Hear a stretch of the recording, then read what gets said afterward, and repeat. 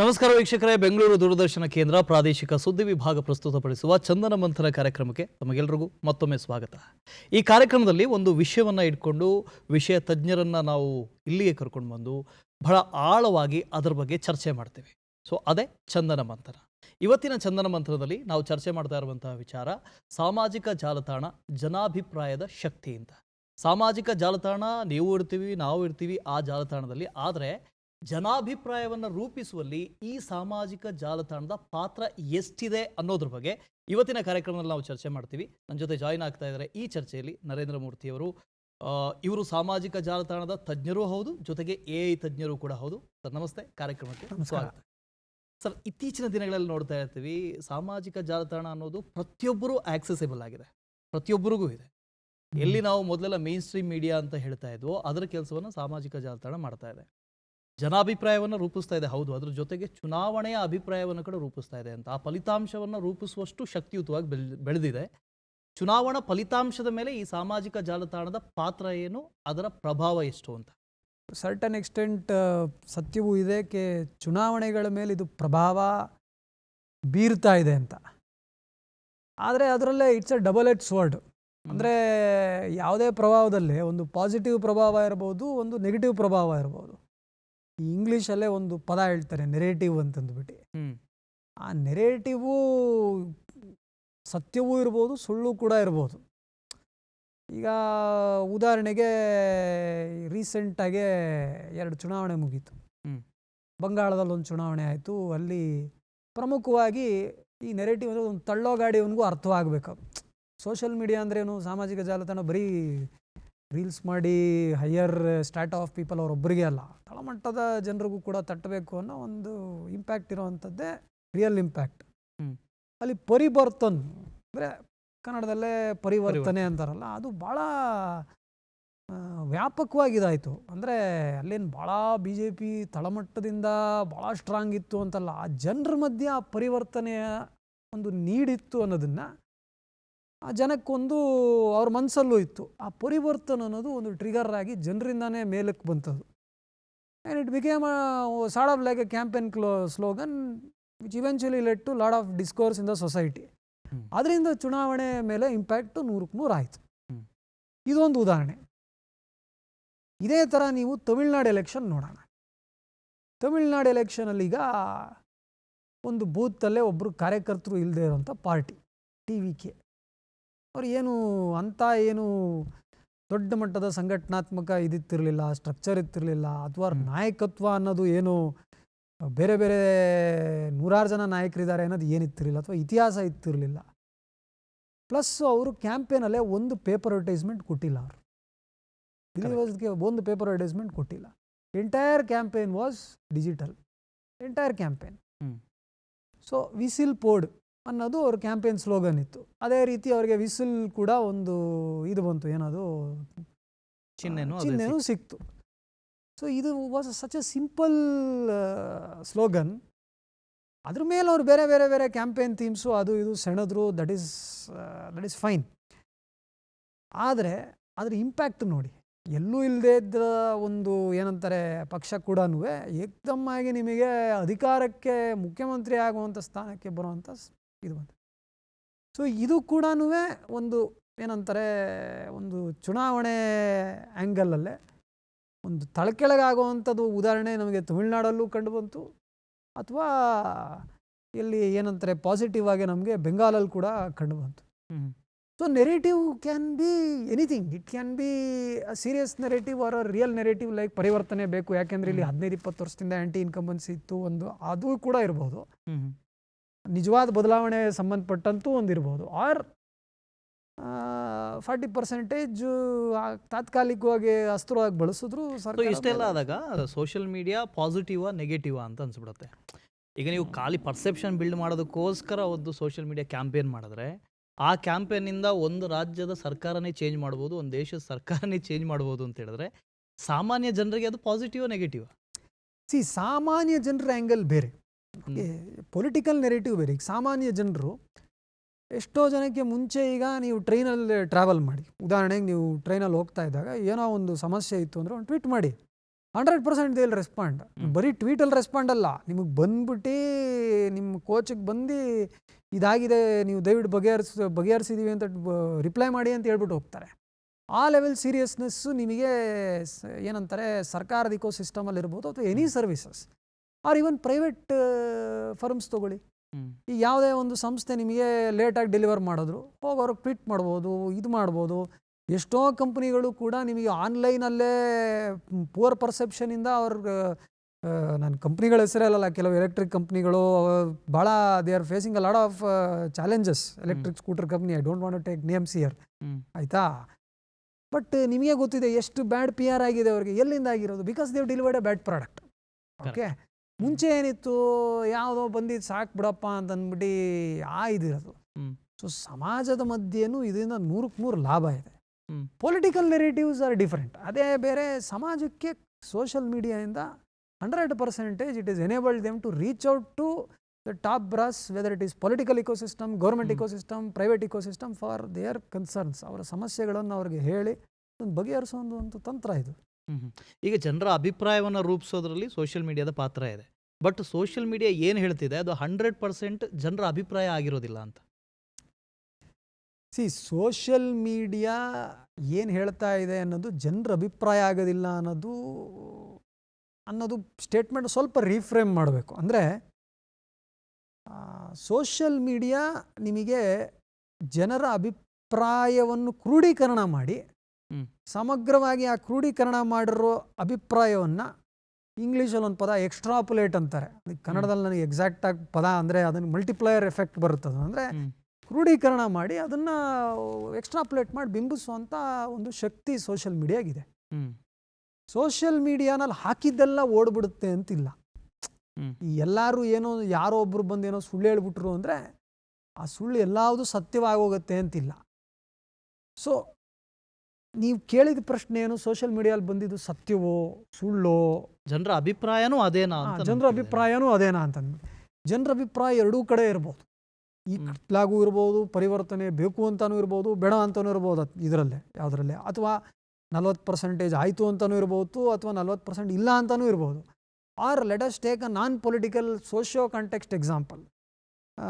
ಕರ್ನಾಟಕದಲ್ಲಿ ಇತ್ತೀಚಿನ ದಿನಗಳಲ್ಲಿ ಒಂದು ದೇವಸ್ಥಾನದ ಮಧ್ಯೆ ಒಂದಿಷ್ಟು ಅಲಿಗೇಷನ್ಸ್ ಆಗಿ, ದೇವಸ್ಥಾನದ ಹೆಸರು ಹೇಳಲ್ಲ, ನಿಮಗೆ ಬಹುತೇಕ ನಿಮ್ಗಳು ಗೊತ್ತಾಗತ್ತೆ ಯಾವುದು ಅಂತ, ಆಯಿತಾ.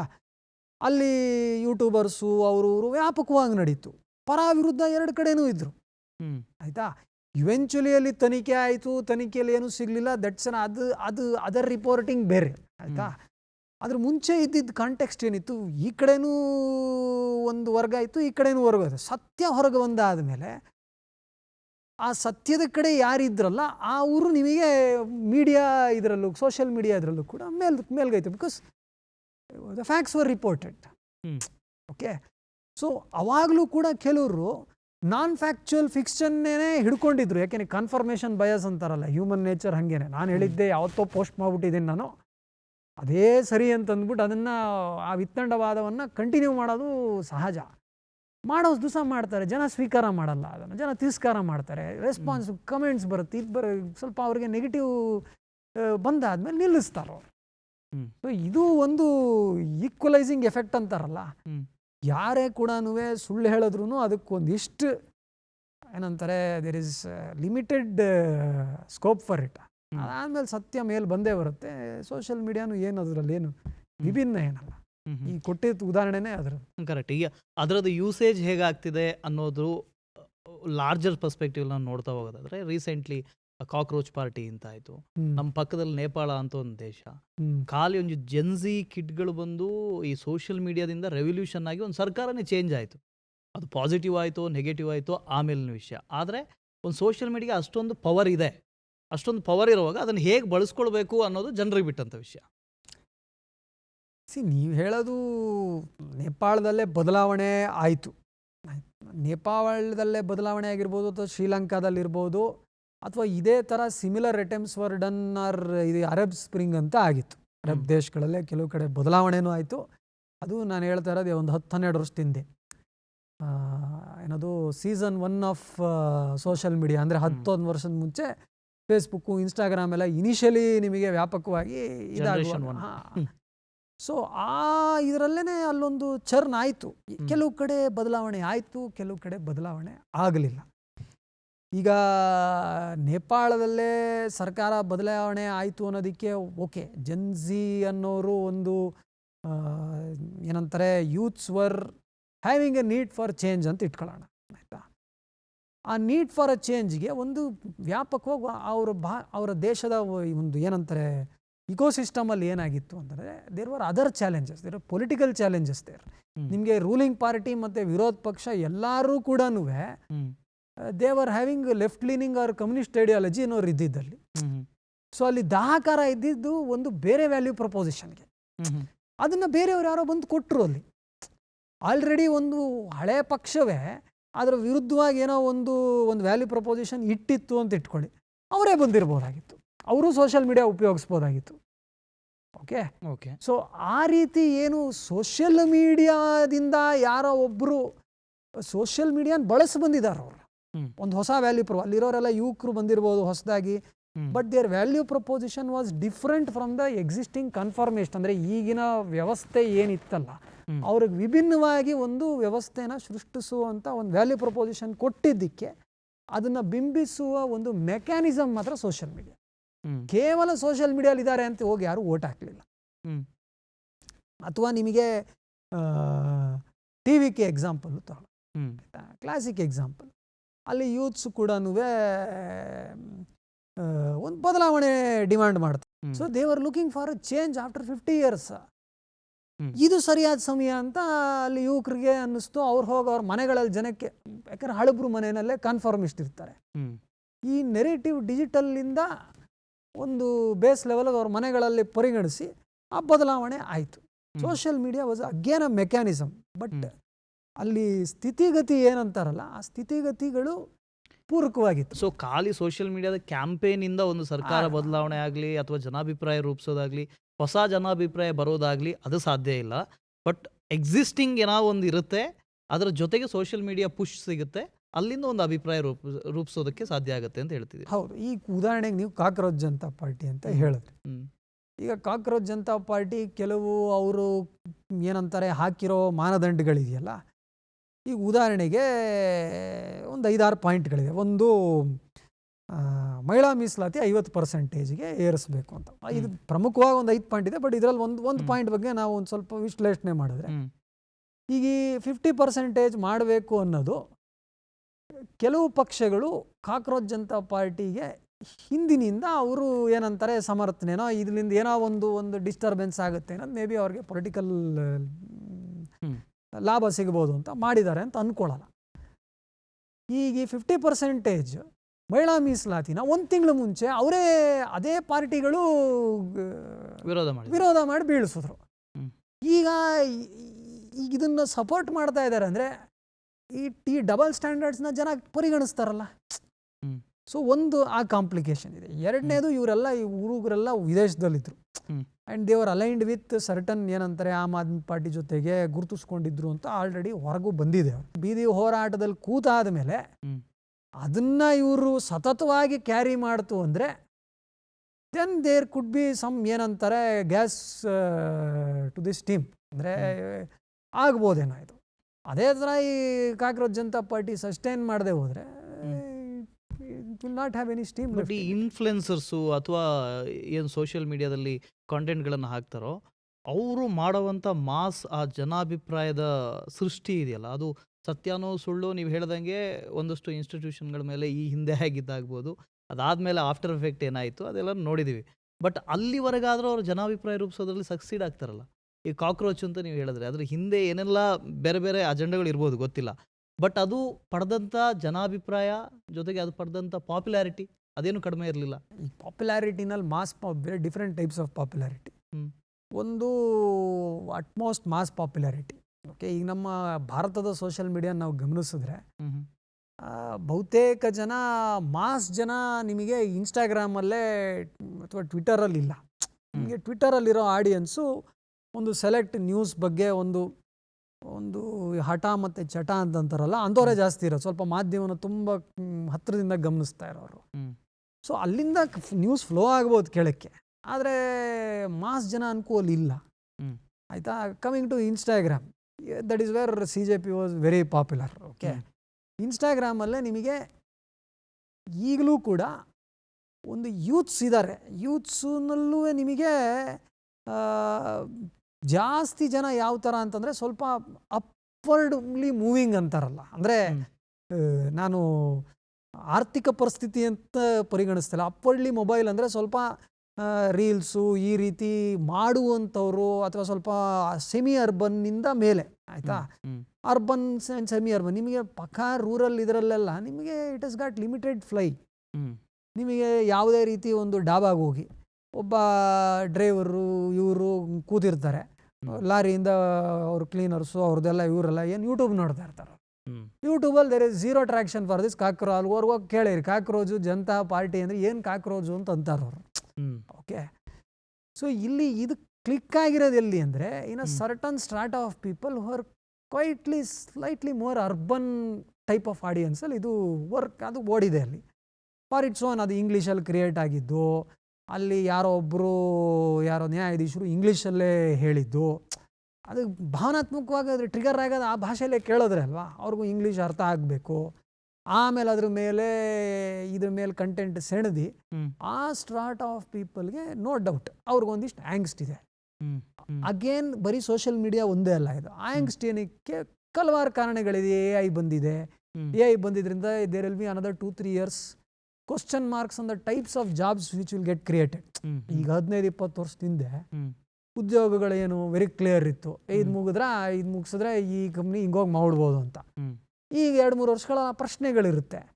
ಆದ್ರೆ ಆ ಪ್ರಶ್ನೆಗಳಿದ್ದಾಗ ಏನು ಭಾರಿ ಏನು ನಿರುದ್ಯೋಗ ಬಂದುಬಿಡುತ್ತೆ ಅಥವಾ ಹಂಗಂತಿಲ್ಲ. ಬಟ್ ಈ ವೈಟ್ ಕಾಲರ್ ಜನಕ್ಕೆ ಒಂದು ಸ್ವಲ್ಪ ಇದಿರುತ್ತಲ್ಲ, ಏನಪ್ಪ ನಂಗೆ ಕ್ಲಾರಿಟಿ ಇಲ್ಲ ಅಂದರೆ they will vent out their frustrations on online platforms.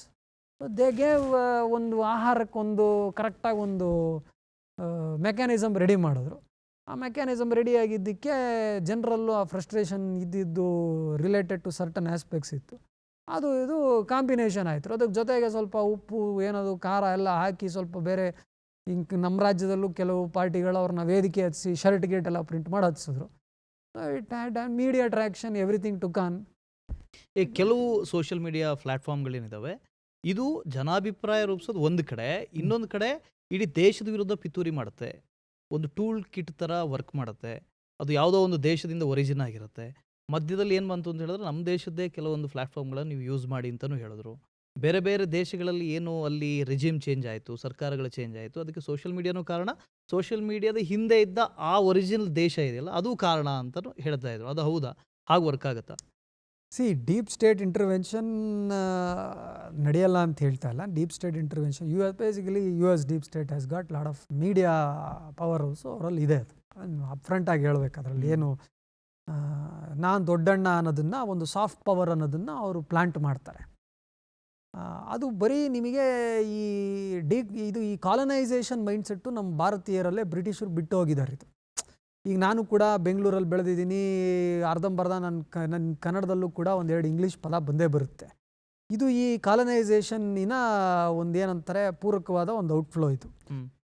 So ಈ ಕಾಲನೈಸೇಷನ್ ಮೈಂಡ್ಸೆಟ್ಟನ್ನು ಎನ್ಕ್ಯಾಶ್ ಮಾಡೋದಕ್ಕೋಸ್ಕರ ನಿಮಗೆ US ಡೀಪ್ ಸ್ಟೇಟ್ ಇರ್ಬೋದು ಅಥವಾ ಅದರ್ ಮೆಕ್ಯಾನಿಸಮ್ಸ್. ಈಗ ಒಂದಿನ ನಮ್ಮ ಮನೇಲಿ ನಮ್ಮ ತಾಯಿ ಚೈನಾದವರು ಎಷ್ಟು ಬುದ್ಧಿವಂತರು ಎಲ್ಲ ಮಾಡ್ತಾರೆ ಅಂತ ಅಂದ್ಬಿಟ್ಟು ಅವರು YouTube shorts, this was when TikTok ಏನಾಲ್ ಇನ್ನೂ ಬ್ಯಾನ್ ಆಗಿತ್ತಿರಲಿಲ್ಲ, ಅವಾಗೆಲ್ಲ ಅವ್ರಿಗೆ ಬಂದುಬಿಡೋದು. ಅದು ಇದು ಯಾಕೆ ಬರುತ್ತೆ? ಅಗೇನ್ ಅವರು ಅದನ್ನು ಪೆನಿಟ್ರೇಟ್ ಮಾಡ್ತಾ ಇದ್ದಾರೆ. ಈ ಸಾಫ್ಟ್ ಪವರ್ನ ಅವರು ಯೂಸ್ ಮಾಡ್ತಾರೆ. ಅದರಲ್ಲೇನು ಅವ್ರ ದೇಶದ ಬಗ್ಗೆ ಹೆಮ್ಮೆಯಿಂದ ಹೇಳ್ಕೊಳ್ಳೋದ್ರಲ್ಲೇನು ತಪ್ಪೇನಿಲ್ಲ. ಅದರಲ್ಲೇ ಇನ್ನೊಂದು ದೇಶವನ್ನು ಡಿಸ್ಟರ್ಬ್ ಮಾಡೋದಕ್ಕೆ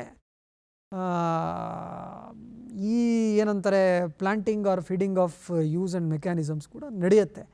ಆದರೆ ಭಾರತದ ಇಕೋಸಿಸ್ಟಮಲ್ಲೇ it is very difficult even for US to be ಏನಂತಾರೆ ಅಷ್ಟು ಪ್ರಭಾವಿತವಾಗಿ. ಇಷ್ಟು ಭಾಷೆಗಳಿದೆ, ಇಷ್ಟು ವಿಭಿನ್ನವಾಗಿದೆ. ಈಗ ಬೆಂಗಳೂರಲ್ಲಿ ಓಡೋದು ನಿಮ್ಮ ಮಂಗಳೂರಲ್ಲಿ ಓಡಲ್ಲ, ಮೈಸೂರಲ್ಲೇ ಓಡೋದು ನಿಮಗೆ ಕಲಬುರ್ಗಿಲಿ ಓಡಲ್ಲ. ಸೊ ಇಲ್ಲಿ ನಿಮಗೆ ನಾನು ವಿತಿನ್ ಕರ್ನಾಟಕ ಹೇಳ್ತಿರೋದು, ಹಿಂದೆ ನಿಮಗೆ ಈ ದೇಶಾದ್ಯಂತ ಹೋಯ್ತು ಅಂದರೆ ಹಿಂಗಾಗೋದೇ ಇಲ್ಲ. ಸೊ ಇಲ್ಲಿ ಇದು ಕ್ಲಿಕ್ ಆಗೋದು ಸ್ವಲ್ಪ ಕಷ್ಟ ಇದೆ. ಬಟ್ ಏನಂತಾರೆ ಬೇರೆ ಬೇರೆ ಹೆಸರುಗಳು ಲೈಕ್ ಜಾರ್ಜ್ ಸೊರೋಸು ಎಕ್ಸೆಟ್ರಾ ಅಂತಾರೆ. ನನ್ನ ಒಪಿನಿಯನಲ್ಲೇ George Soros spent force is a 90-year-old man with some money, ಆಯಿತಾ, ಅಲ್ಲಿ ಇಲ್ಲಿ ದುಡ್ಡು ಕೊಡ್ಬೋದು. But there are other forces like US supremacist forces. Peter Thiel ಅಂತಿದ್ದಾರೆ, ಇದು 0 to 1 ನನ್ನ ಪುಸ್ತಕ ಬರೆದಿದ್ದಾರೆ. ಇವರೆಲ್ಲ ಏನು ಅಂದರೆ US ಸುಪ್ರಿಮೆಸಿನ ಕಂಟಿನ್ಯೂ ಮಾಡಬೇಕು ಅನ್ನೋದಕ್ಕೆ ವೆರಿ ಕ್ಲಿಯರ್ ಎಜೆಂಡಾ ಇದೆ. They have funded large AI companies which is collecting data, ಆಯಿತಾ. ಈಗ ಡೇಟಾ ಕಲೆಕ್ಟ್ ಮಾಡೋರ ಮೇಲೆ ನಮ್ಮ ಬಿಹೇವಿಯರ್ ಕೂಡ ಅದರಲ್ಲಿ ಅನಲೈಸ್ ಮಾಡಿ ಆ ಬಿಹೇವಿಯರ್ಗೆ ಅನುಗುಣವಾಗಿ ನಮಗೆ ಕಸ್ಟಮೈಸ್ಡ್ ಸೊಲ್ಯೂಷನ್ಸ್ ಕೊಡ್ತಾರೆ ಅವರು. ಅಂದರೆ ಈಗ ನಾನೇನೋ ಹುಡುಕ್ತಾ ಇತ್ತು ಅಂದರೆ ಇಮಿಡಿಯೇಟಾಗಿ ಅಡ್ವರ್ಟೈಸ್ಮೆಂಟ್ ಬಂದ್ಬಿಡುತ್ತಲ್ಲ, ಏನದು ಅದೇನೆ, ಆ ಡೇಟಾನೂ ಅವ್ರಿಗೆ ಗೊತ್ತಿರೋದು. ಸೊ ನಮಗೆ ಏನು ಬೇಕು ಅನ್ನೋದನ್ನು ಒಂದು ಕ್ರೌಡ್ ಸೈಕಾಲಜಿನ ಅಂಡರ್ಸ್ಟ್ಯಾಂಡ್ ಮಾಡುವಂಥ data is there with the US deep state and other people who are invested in this AI and other mechanisms. ಅದನ್ನು ಉಪಯೋಗಿಸಿ ಭಾರತದಲ್ಲಿ ಇಲ್ಲಿ ತನಕ ಅವ್ರು ಏನೋ ಡಿಸ್ರಪ್ಷನ್ ಮಾಡೋಕ್ಕಾಗತ್ತೆ ಅನ್ನೋದು ಸದ್ಯದ ಮಟ್ಟಿಗೆ ಅದು ಕಷ್ಟ. Okay, they might make their attempts, but for my reading it is very difficult. Okay, ನಮ್ಮ ದೇಶದಲ್ಲಿರೋ ನಮಗೆ ಸಾಮಾನ್ಯರಿಗೆ ಏನಿದೆ ಅಂತ ಹೇಳಿದ್ರೆ ಸೋಷಿಯಲ್ ಮೀಡಿಯಾ ಅನ್ನೋದು ಒಂದು ಅಭಿಪ್ರಾಯ ರೂಪಿಸೋದು ಅಥವಾ ಇನ್ಫಾರ್ಮೇಷನ್ ಸ್ಪ್ರೆಡ್ ಮಾಡಿದ್ರೆ ಅದನ್ನು ನಾನು ಕನ್ಸ್ಯೂಮ್ ಮಾಡೋದು, ನಾನು ಅದನ್ನು ನೋಡೋದು, ಅಂತಹ ಪ್ಲ್ಯಾಟ್ಫಾರ್ಮ್ ಮಾತ್ರ ಅಂತ. ಅದ್ರ ಹಿಂದೆ ಬಿಸ್ನೆಸ್ ಹೇಗೆ ನಡೆಯುತ್ತೆ ಅಂತ. ಸೋಷಿಯಲ್ ಮೀಡಿಯಾ ಇದು ನೀವು ಪೊಲಿಟಿಕಲ್ ಕಾಂಟೆಕ್ಸ್ಟ್ ಅಲ್ಲದೆ ರೆಗ್ಯುಲರ್ ಸೋಷಿಯಲ್ ಮೀಡಿಯಾನಲ್ಲೇ obviously every business need social ಮೀಡಿಯಾನು. ನಿಮ್ಗೆ ಯಾವುದೇ ವ್ಯಾಪಾರೀಕರಣಕ್ಕೀಗ without online presence it is very difficult for them to scale. ಸಣ್ಣ ಅಂಗಡಿ ಮುಂಗಟ್ಟುಗಳು ಕೂಡ ಆನ್ಲೈನ್ ಪ್ರೆಸೆನ್ಸ್ ತೋರಿಸ್ತಾರೆ. ಈವನ್ ಟ್ರೆಡಿಷ್ನಲ್ ಆರ್ಗನೈಸೇಷನ್ MTR ಅಂತ ಬ್ರ್ಯಾಂಡು ಕೂಡ ಸೋಷಿಯಲ್ ಮೀಡಿಯಾಗೆ ಬರೋವಂಥ ಇದಕ್ಕೆ ಬಂದಿದೆ. So businesses naturally have to build their branding. ಈ ಬ್ರ್ಯಾಂಡಿಂಗ್ ಇಸ್ ಸೋಷಿಯಲ್ ಮೀಡಿಯಾ ಬಂದಮೇಲೆ ಇದು ಡೆಮೋಕ್ರಟೈಸ್ ಆಗಿದೆ, ಅದು ಒಂದು ಎಲ್ಲರಿಗೂ ಓಪನ್ ಅಪ್ ಆಗಿದೆ, ಯಾರು ಬೇಕಾದ್ರೂ ಬ್ರ್ಯಾಂಡಿಂಗ್ ಮಾಡ್ಬೋದು ಅನ್ನೋ ಒಂದು ಓಪನ್ ಇದಕ್ಕೆ ಬಂದಿದೆ. ಸೊ ಹಾಗಿರುವಾಗ anybody can create content. Okay, ಅವರ ಹೋಟ್ಲ್ ಮೇಲೆ ಏನಾದ್ರು ಕಂಟೆಂಟ್ ಮಾಡಿ ಹಾಕ್ತಾರ, ಮಾಡಿಸಿ, ನೀವು ಅದನ್ನು ಒಂದು 4 ಜನ ಇನ್ಫ್ಲೂಯೆನ್ಸರ್ಸ್ ಜೊತೆಗೆ ಕರೆಸಿ ಫ್ರೀಯಾಗಿ ಅನಿಸ್ತೀರಾ ಹಂಚಿ. ಅಥವಾ ನೀವು ಡೆಮೋಕ್ರಟೈಸೇಷನ್ ಆಫ್ ಬ್ರ್ಯಾಂಡ್ಸ್ ಅಂತ ಇಟ್ಕೊಳ್ಳಿ. ಈಗ ನಾವೇ ನಂದೊಂದು ಕಂಪ್ನಿ ನಡೆಸ್ತಾ ಇದ್ದಾಗ, ಅಂದರೆ I was one of the founding team member in a company. ಅಲ್ಲಿ ಒಬ್ಬರು IITಯಿಂದ ಒಬ್ಬ ಹುಡುಗನ ಹೈರ್ ಮಾಡಿದ್ವಿ. ಅವನು ಶಾರ್ಕ್ ಟ್ಯಾಂಕ್ ಅಂತ ಒಂದು ಕಾರ್ಯಕ್ರಮ ಬರುತ್ತೆ, ಅಲ್ಲಿ ಮೊದಲನೇ ಎಪಿಸೋಡಲ್ಲೇ ಫಂಡ್ ರೈಸ್ ಮಾಡ್ದ. ಒಂದು 6 ತಿಂಗಳಿಂಚೆ ಅವ್ರ ಕಂಪ್ನಿ ಚಿಪ್ಸ್ ಕಂಪ್ನಿ ಒಂದು ಆರ್ಗ್ಯಾನಿಕ್ ಆಗಿ ವಿತೌಟ್ ಆಯಿಲ್ ಚಿಪ್ಸ್ ಮಾಡ್ತೀನಿ. ಒಂದು 6 months back company was sold, ಯಾರೋ ಬೈಔಟ್ ಮಾಡಿದ್ರು ಅದು. ಇದು ನಿಮಗೆ ಬಿಫೋರ್ ಸೋಷಿಯಲ್ ಮೀಡಿಯಾ ಡಿಫಿಕಲ್ಟ್. ಅವನು ಪೇಪರ್ ಅಡ್ವರ್ಟೈಸ್ಮೆಂಟ್ ಕೊಟ್ಟಿಲ್ಲ, ಅವ್ನು TV ಅಡ್ವರ್ಟೈಸ್ಮೆಂಟ್ ಕೊಟ್ಟಿಲ್ಲ, ಕಂಪ್ಲೀಟಾಗಿ ಡಿಜಿಟಲಲ್ಲೇ ಪ್ರೆಸೆನ್ಸ್ ತೋರಿಸಿದ್ದು, ಕಂಪ್ಲೀಟ್ ಡಿಜಿಟಲ್ಲೇ ಒಂದು ಈವನ್ ಅವ್ರದ್ದು ಇದಿದ್ದು ಕೂಡ distribution was mostly ರಿಲಯಂಟ್ on Amazon ಇಂಥ ಪ್ಲ್ಯಾಟ್ಫಾರ್ಮ್ಸ್ ಮೇಲೆ ರಿಲಯಂಟ್ ಇದ್ರು. ಇದು before digital disruption and social media how this was possible. Correct. So it is empowered a lot of new brands creation. Okay, it is also ಏನಂತಾರೆ ಹಳೇ ಬ್ರ್ಯಾಂಡ್ಗಳು ಕೂಡ ಇಲ್ಲಿಗೆ ಬಂದು ಇದನ್ನು ಬಳಸುವಂತಹ. ಕರೆಕ್ಟ್. ಈ ಥರದ ಪಾಸಿಟಿವ್ ಆ್ಯಂಗಲ್ ಒಂದು ಕಡೆ ಇದ್ರೆ, ಈ ಪೊಲಿಟಿಕಲ್ ಈ ಅಭಿಪ್ರಾಯಗಳಿದಾವಲ್ಲ ಅದನ್ನು ಚೇಂಜ್ ಮಾಡೋದು ಭಾಳ ಕಷ್ಟ. ಈಗ ನಾನು ಇದೇ ಪಾರ್ಟಿ ಇಲ್ಲೇ ನಾನು ಓಟ್ ಹಾಕ್ತೀನಿ, ನನ್ನ ಸಿದ್ಧಾಂತ ಇದು ಅಂತ ಒಂದು ಕಡೆ ಇದ್ದರೆ, ಅವ್ರು ಇನ್ನೊಂದು ಕಡೆಗೆ ಟರ್ನ್ ಆಗಬೇಕು ಅಂದರೆ ತುಂಬ ಕಷ್ಟ. ಬಟ್ ಸೋಷಿಯಲ್ ಮೀಡಿಯಾ ಅದನ್ನು ಭಾಳ ಈಸಿಯಾಗಿ ಮಾಡ್ತಿದೆ. ಈಗ ನೀವು ತಮಿಳ್ನಾಡದ ಎಕ್ಸಾಂಪಲ್ ತಗೊಂಡ್ರು, ಆ ಯೂತ್ ಆ 2 ಟ್ರೆಡಿಷನಲ್ ಪಾರ್ಟಿನ ಬಿಟ್ಟು ಇನ್ನೊಂದು ಪಾರ್ಟಿ ಸಡನ್ ಆಗಿ ಮೂವ್ ಆದರು, ಒಂದು 2-3 ವರ್ಷದಲ್ಲಿ ಮೂವ್ ಆಗ್ಬಿಟ್ರು. ಸೊ ಇಷ್ಟೊಂದು ಪ್ರಭಾವ ಇದೆಯಾ ಸೋಷಿಯಲ್ ಮೀಡಿಯಾಗೆ ಅಂತ? ಯೂತ್ ಮೇಲೆ ಹೇಗೆ ಪ್ರಭಾವ ಬೀರ್ತಾ ಇದೆ, ಅವರ ರಾಜಕೀಯ ಅಭಿಪ್ರಾಯದ ಮೇಲೆ ಹೇಗೆ ಪ್ರಭಾವ ಬೀರ್ತಾ ಇದೆ? ಇದು ಒಂದು ಪೊಲಿಟಿಕ್ಸ್ ಅನ್ನೋದಕ್ಕೂ ನೋಡೋದಕ್ಕೂ ಯಾವುದ್ರ ಮೇಲೆ ಜನ ಜಾಸ್ತಿ ಸಮಯ ಕೊಡ್ತಾರೆ ಅನ್ನೋದು ನೋಡೋಣ. ಈಗ ಬೆಳಗ್ಗೆ ಹೇಳ್ತಾ ಇದ್ದಂಗೆ ಎಲ್ಲರೂ ಫೋನ್ ನೋಡ್ತಾರೆ ಅಲ್ವಾ, ಬೇಸಿಕಲಿ ವಾಟ್ಸಪ್ ಸ್ಟೇಟಸ್ ನೋಡ್ತಾರೆ. ಅದಾದಮೇಲೆ ಈ ಯುವಕರಾದವ್ರು ಇನ್ಸ್ಟಾ ನೋಡ್ತಾರೆ, ಸ್ವಲ್ಪ ವಯಸ್ಸಾದವ್ರು ಫೇಸ್ಬುಕ್ ನೋಡ್ತಾರೆ. ಸೊ ಮೋಸ್ಟ್ ಆಫ್ ದೇರ್, ಅಥವಾ ಮನೆಗೆ ಈಗ ಈವನ್ DTH ಬರಲಿ, most of the content is consumed on ಇಂಟರ್ನೆಟ್ಟೇ, ಅಂದರೆ TVಲಿ ಹಾಕಿ ಇಂಟರ್ನೆಟ್ ಥ್ರೂ ಕನ್ಸಂಪ್ಷನ್ ಆಗ್ತಾ ಇದೆ. That is also digital platform. So ಹೀಗಿದ್ದಾಗ ನಿಮಗೆ ರೆಫರೆನ್ಸಸ್ ಈಗ ಯಾರೋ ಯೂಟ್ಯೂಬಲ್ಲೇ DD ಚಂದನನೇ ನೋಡ್ತಾ ಇದ್ದಾರೆ ಅಂತ ಇಟ್ಕೊಳ್ಳಿ. DD ಚಂದನದ ನಂತರ ಅವರು ಬೇರೆ ಯಾವುದೋ ಒಂದು ಇದೇ ಥರ ಕಾರ್ಯಕ್ರಮ ಡಿಜಿಟಲ್ ಓರಿಯೆಂಟೆಡ್ ಬೇರೆ ಯಾರೋ ಒಬ್ರು ಕನ್ನಡದಲ್ಲಿ ಮಾಡಿರ್ತಾರೆ ಅಂತ ಇಟ್ಕೊಳ್ಳಿ, ಯಾರೋ ಒಬ್ಬರು ಯೂಟ್ಯೂಬರ್ ಮಾಡಿರ್ತಾರೆ ಅಂತ ಇಟ್ಕೊಳ್ಳಿ, ಅದನ್ನು ರೆಫರೆನ್ಸ್ ಕೊಡುತ್ತೆ ಅದು. ಓಕೆ, ಸೊ ಇದು ಪ್ರಭಾವ ಏನಕ್ಕೆ ಬೀರ್ತಾ ಇದೆ ಅಂದರೆ, ಹೆಚ್ಚು ಸಮಯ ಜನ ಆನ್ಲೈನಲ್ಲೇ ದೇ ಆರ್ ಸ್ಪೆಂಡಿಂಗ್. ಓಕೆ, ಆನ್ಲೈನಲ್ಲೇ ಜಾಸ್ತಿ ಸಮಯ ಅಲ್ಲಿ ಕಳೀತಾ ಇದ್ದಾರೆ ಅಂತಂದರೆ ಆಬ್ವಿಯಸ್ಲಿ ಅದು ಕಣ್ಣಿಗೆ ಕಂಡೇ ಕಡುತ್ತೆ. ಅದರಿಂದ ಅದು ಪ್ರಭಾವಕ್ಕೆ ಒಳಗಾಗ್ತಾ ಇದ್ದಾರೆ. ಆ ಪ್ರಭಾವಕ್ಕೆ ಅದರಲ್ಲೇ ಪಾಸಿಟಿವ್ ಪ್ರಭಾವ ಆಗ್ಬೋದು, ನೆಗೆಟಿವ್ ಪ್ರಭಾವ ಆಗ್ಬೋದು ಅನ್ನೋದು ನಾವು ಟೈಪ್ ಆಫ್ ಕನ್ಸಂಪ್ಷನ್ ಮೇಲೆ ಹೋಗುತ್ತೆ. ಈಗ ಸುಮಾರು ಜನ ಹೇಳ್ತಾರೆ ಹೆಚ್ಚು ಅಡ್ವರ್ಟೈಸ್ಮೆಂಟ್ಗಳು ಏನದು ಈ ಬೆಟ್ಟಿಂಗ್ ಕಂಪ್ನಿಗಳ ಅಡ್ವರ್ಟೈಸ್ಮೆಂಟು ಬರುತ್ತೆ ಅಂತ ಅಂದ್ಬಿಟ್ಟು. ಅದು ಆನ್ಲೈನಲ್ಲೂ ಬರುತ್ತೆ, ನಿಮಗೆ ಟಿ ವಿನಲ್ಲೂ ಕೂಡ ಹೆವಿಲಿ ಪ್ರಮೋಟೆಡ್ ಅದು, ಆಯಿತಾ. ಅದು ಏನು ಒಳ್ಳೆಯದು ಅಂತ ಏನಿಲ್ಲ, ಆಯಿತಾ. ಅದರಲ್ಲೇ ನೆಗೆಟಿವ್ ಇದೆ. ಎಷ್ಟೋ ಜನ ನೀವು ಪಾರ್ಕಲ್ಲಿ ಕೂತ್ಕೊಂಡು ನೋಡ್ತಾ ಇರಿ, ಏನೋ ಒಂದು ಗೇಮ್ ಆಡ್ತಾ ಇರ್ತಾರೆ, ಎಷ್ಟೋ ಯುವಕರು ಅದರಲ್ಲೇ ದುಡ್ಡು ಕಳ್ಕೊಂತ ಟೈಮ್ ವೇಸ್ಟ್ ಆಗ್ತಾ ಇದೆ, ದುಡ್ಡು ಕಳ್ಕೊಂತ ಇದ್ದಾರೆ. ಓಕೆ, ಅದು ಡಿಜಿಟಲಲ್ಲೇ ನಡೀತಾ ಇರೋದು, ಡಿಜಿಟಲ್ ಅಡ್ವರ್ಟೈಸ್ಮೆಂಟಲ್ಲೇ ನಡೀತಾ ಇರೋದು. ಸೊ ಈ ನೆಗೆಟಿವ್ ಆ್ಯಂಗಲ್ ನಿಮಗೆ ಒಂದು ವೈಯಕ್ತಿಕ ಜೀವನದಲ್ಲೂ ಕೂಡ ಆ ಪ್ರಭಾವ ಬೀರ್ತಾ ಇದೆ. So politics is a natural by product of that ಅಲ್ಲ. ಅಂದರೆ ನಿಮಗೆ ಸಾಮಾಜಿಕವಾಗಿ ಇದು ಸರಿ ಇದೆ, ಇದು ಸರಿ ಇಲ್ಲ ಅಂತ ಅಂದ್ಬಿಟ್ಟು ಅವ್ರಿಗೆ ಕಂಡೇ ಕಾಣುತ್ತೆ. ಆನ್ಲೈನಲ್ಲಿ ಯಾರೋ ಒಬ್ಬರು ನನಗೆ ಪೂರಕವಾಗಿರೋವಂಥವ್ರು ನನಗೆ ಸರಿ ಅನಿಸಿದ್ದನ್ನು ಡಿಜಿಟಲ್ ಮಾಧ್ಯಮದಲ್ಲಿ ತಿಳಿಸ್ತು ಅಂತಂದರೆ ಸ್ವೀಕಾರ ಮಾಡುವಂಥ ಮನಸ್ಥಿತಿ ನಮ್ಮ ದೇಶದಲ್ಲಿ ಮುಂಚೆನೂ ಇತ್ತು. ಅದು ಒಳ್ಳೆಯದು ಕೂಡ. Why should we have limitation that ಏನಂತಾರೆ, ಈಗ ತಮಿಳ್ನಾಡಲ್ಲೇ ಆಗಲೇ ಹೇಳಂದಲ್ಲ, ಅವರಿಬ್ಬರದೇ ಹಳೆಯಲ್ಲ ಮಗಳ ಗಂಡ ಜುಗಲ್ಬಂದಿ ನಡೀತಾನೆ ಇತ್ತು. ಇವ್ರು ಏನೋ ಒಂದು ವಿಭಿನ್ನವಾಗಿ ಏನೋ ಕೊಟ್ಟಿದ್ದನ್ನ ಡಿಜಿಟಲ್ ಮೂಲಕ ಕೊಟ್ಟರು, ಅದನ್ನು ಸ್ವೀಕಾರ ಮಾಡಿದ್ರು ಜನ. ಆಯ್ತಲ್ಲ. ಸೊ ಇದರಿಂದ ನನ್ನ ಪ್ರಕಾರ ಈ ಮನಸ್ಥಿತಿಯ ಚೇಂಜ್ ನೀವು ಕೇಳಿದ್ರಲ್ಲ, ಆ ಚೇಂಜ್ ಆಗುವ ಪ್ರಕ್ರಿಯೆ ಒಳ್ಳೆಯದು ಕೂಡ, ಆಯಿತಾ. ಒಳ್ಳೆಯದಕ್ಕೆ ಚೇಂಜ್ ಆಗುವುದು ಒಳ್ಳೆಯದೇನೆ.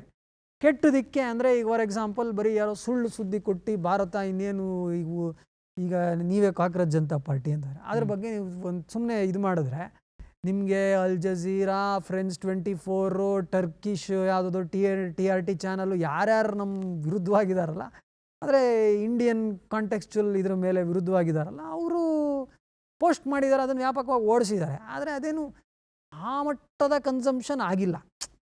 ನಮ್ಮ ಆಡಿಯನ್ಸ್ಗೆ ಅವರು ಪೆನಿಟ್ರೇಟ್ ಮಾಡೋಕ್ಕೆ ಅವ್ರ ಕೈಗೆ ಆಗಿಲ್ಲ ಅದು. ಓಕೆ, ಸೊ ಏನು ಜನ ಏಕ್ದಮ್ಮಾಗಿ ಸ್ವೀಕಾರ ಮಾಡಿಬಿಡ್ತಾರೆ ಅಂತಲೂ ಅನ್ಕೊಂಬಾರ್ದು. ಪ್ಲಸ್ ನಾನು ಮೊನ್ನೆ ಒಂದು ರೀಲ್ ನೋಡ್ತಾ ಇದ್ದೆ, MG ರೋಡಲ್ಲೇ ಕ್ಯಾಶುವಲ್ ಆಗಿ ಯಾರೋ ಒಬ್ಬ ಹುಡುಗ ಚರ್ಚ್ ಸ್ಟ್ರೀಟಲ್ಲೇ ಒಬ್ಬ ಹುಡುಗ ಕೇಳಿದ್ದಾನೆ, ಏನು ಎತ್ತ ಯಾವುದು ನಿಮ್ದೇನು ಪೊಲಿಟಿಕಲ್ ಲೀನಿಂಗ್ ಏನು ಅಂತ. ಇಬ್ಬರು ಹುಡುಗಿರು ಸರಿಯಾಗಿ ಜನ್ಸಿ ಭಾಷೆಯಲ್ಲೇ ಬೈದಿದ್ದಾರೆ, ಅದನ್ನು ನಾನು ಇಲ್ಲಿ ಉಪಯೋಗಿಸೋಕ್ಕೂ ಆಗಲ್ಲ.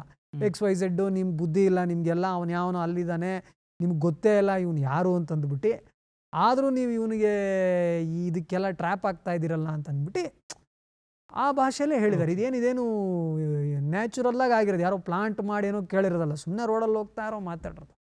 ಸೊ ಜನ ಅಷ್ಟು ಈಸಿಯಾಗಿ ನಮ್ಮ ಯುವಜನಾಂಗನೂ ಬಲಿ ಆಗ್ಬಿಡ್ತಾರೆ ಯಾವುದೋ ಏನಂತಾರೆ ಫಾರಿನ್ ಇಂಪ್ಲಾಂಟೇಷನ್ಗೆ ಅಥವಾ ಯಾವುದೋ ಒಂದು ನೆರೆಟಿವ್ ಅಂತ. ಏನು yes sir, thank you so much sir. ಇಷ್ಟೊತ್ತು ನಮ್ಮ ಜೊತೆ ಜಾಯಿನ್ ಆಗಿದ್ದಕ್ಕೆ, ಇಷ್ಟೊಂದು ಆಳವಾಗಿ ಮಾಹಿತಿಯನ್ನು ಕೊಟ್ಟಿದ್ದಕ್ಕೆ ಧನ್ಯವಾದಗಳು. ಧನ್ಯವಾದ. ಎಸ್ ವೀಕ್ಷಕರೇ, ಇದಾಗಿತ್ತು ಇವತ್ತಿನ ಚಂದನ ಮಂಥನ. ಈ ಕಾರ್ಯಕ್ರಮ ನಿಮಗೂ ಕೂಡ ಇಷ್ಟ ಆಯಿತು, ಜೊತೆಗೆ ತುಂಬಾ ಮಾಹಿತಿದಾಯಕವಾಗಿತ್ತು ಅಂತ ಭಾವಿಸ್ತೀನಿ. ಮುಂದಿನ ಚಂದನ ಮಂಥನ ಕಾರ್ಯಕ್ರಮದಲ್ಲಿ ಮತ್ತೆ ನಿಮ್ಮನ್ನು ಭೇಟಿ ಆಗ್ತೀನಿ. ಅಲ್ಲಿವರೆಗೆ ಧನ್ಯವಾದಗಳು.